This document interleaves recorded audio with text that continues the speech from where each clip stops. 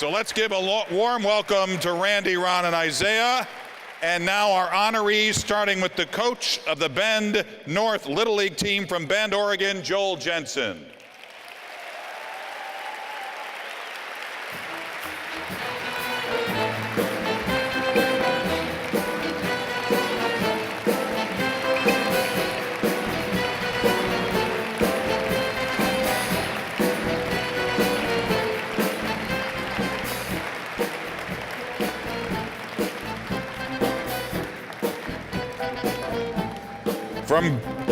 From Granbury, Texas, Hayes and Tammy Stripling.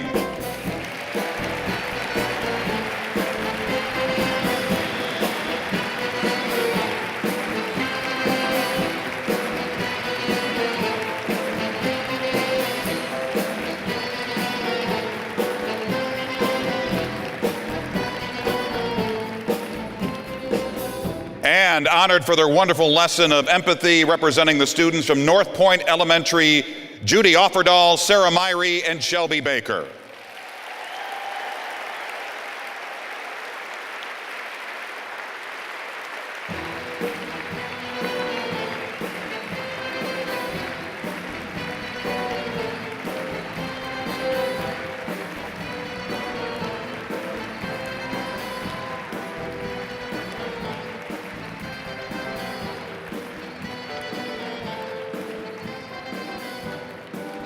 So Joel, come on over here.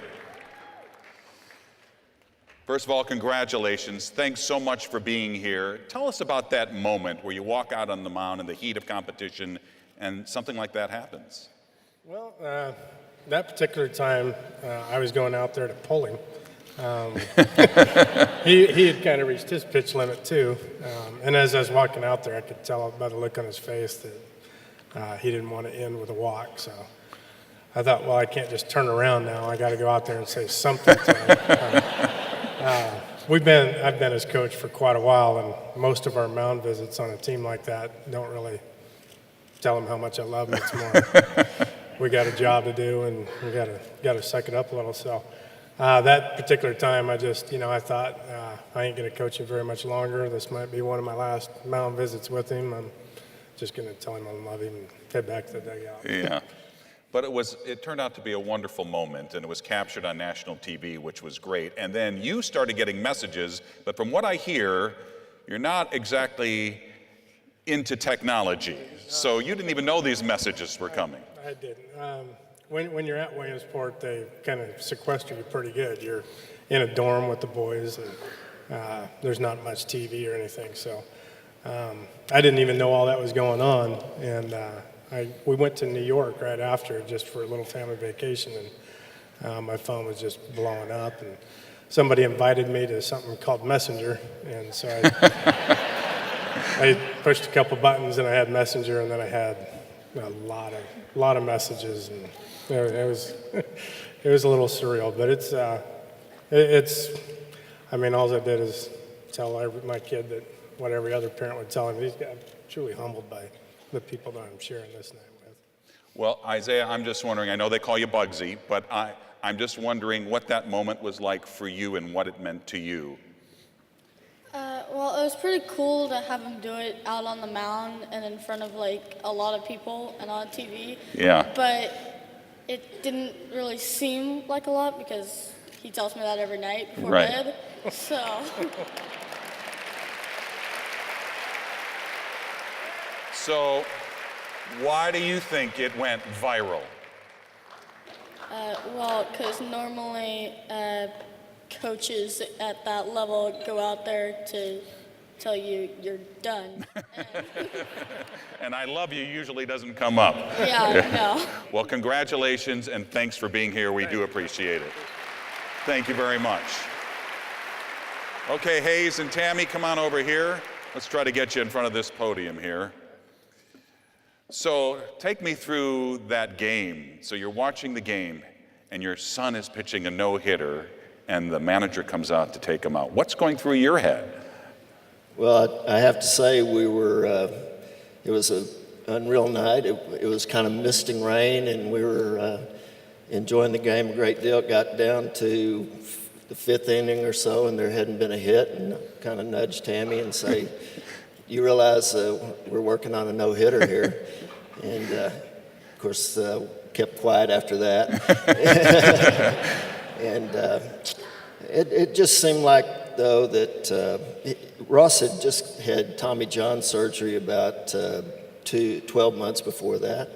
And it was early in the year. His pitch count was up around 100. And it just seemed like it was the right thing to do. And were you thinking he was actually going to come out and do this? I mean, the moment he stepped out to take him out, what did you think? I really did. I thought he was going to take him out for sure. Ross had walked I think the second batter in that inning. Right. And he reached 100 pitches, and I was thrilled. I thought it was perfect. So it blew up on social media. People were saying, "What are you doing, Dave Roberts?" And then you saw him in the lobby. What moved you to go talk to him? The day before, Ross had introduced me to him, Tammy and I, and he was very approachable and really easy guy to talk to. So the next morning, I went down to get coffee, and he was there in the lobby. And there was only 2 or 3 other people there. He was talking to a couple of people, and I thought, well, I'm going to just wait a minute till he finishes and say a word to him. So I waited about 2 or 3 minutes, and he finished, and I said, "Mr. Roberts, do you remember me? I'm Ross's dad." And he said, "Yeah, I remember you." And I said, "I just want to let you know, I think you did the absolute right thing." And he looked at me, and I didn't know what he was going to say. He said, "You know, that makes me feel really good that you would say that to me." And I said, "I can tell you one thing, you made a friend for life of Tammy and I." And I never thought I'd hear another word about that. He went his way and I went mine, and I figured that was it. But Here you are, and you wanted to be here.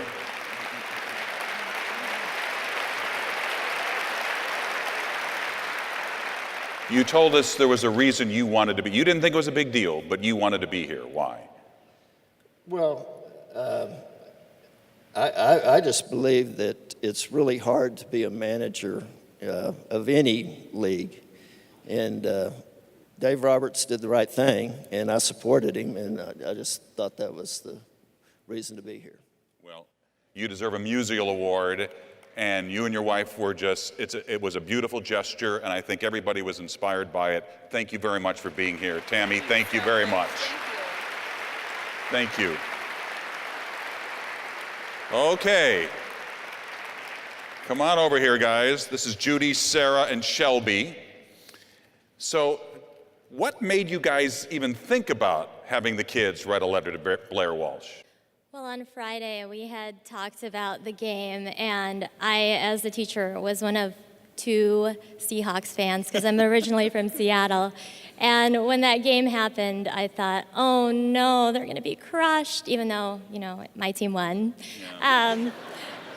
And I thought I wanted them to win, but I didn't want them to win that way. So how could we incorporate this as a lesson in school? And we were talking about empathy. So then I, watched the interviews that Blair had done, and I thought, wow, what an inspirational athlete for kids. A lot of them play football, hockey, baseball, and there will be times when they come across this type of situation, and what a great learning experience. And so when you started talking to the kids about this, what did they say? Oh, he should be fired. I mean, I think that was the first response, and you could tell they spit out a lot of what their parents were saying at home. I mean, you saw the Minnesotan videos, there were a lot of tears and tantrums thrown by adults. So naturally the kids kind of caught on to that, and so we had to talk it through with them and say, what would it be like to be Blair Walsh right now? And then you could see their hearts just show through those letters, and just kind of opening their hearts to him and saying, oh, if I was Blair Walsh, that would be awful. And so what can you say to cheer him up? And that was all them. And then Blair Walsh gets news of this, and he comes to visit the school. What was that like?